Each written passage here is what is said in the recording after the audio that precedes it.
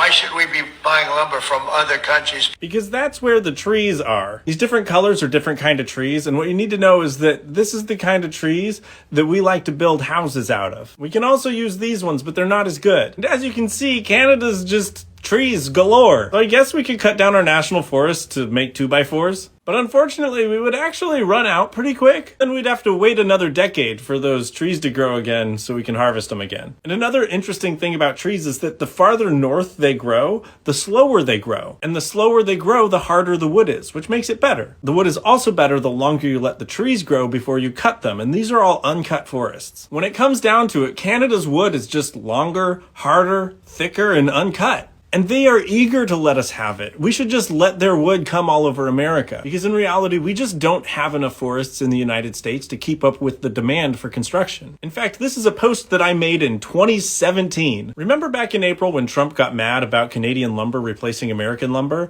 Well, it turns out that a 30% duty on Canadian goods doesn't mean that America produces more lumber. The lumber we used to get from Canada, we are now getting from Europe and Asia, and it costs a lot more. Notably, lumber imports from Russia have increased by over 40%. This lumber comes from forced labor camps in Siberia, where Russia has purchased workers from the North Korean government. So let's break this down. We hurt our relationship with Canada so that we can support the oppression of North Koreans for the benefit of Russia and North Korea's governments, all so that Americans can pay more for soft lumber, and it will cost Americans wanting to build a house 20% more than it would have cost last year. How does that put America first? You know how we have a housing shortage and construction costs have gotten outrageous since 2017? The houses being built now are not as sturdy as houses that were being built 10 years ago, and they cost more. Asking why we get lumber from Canada is like asking why we get coffee from Ethiopia, or why we get pineapples from South America. That's just where they come from.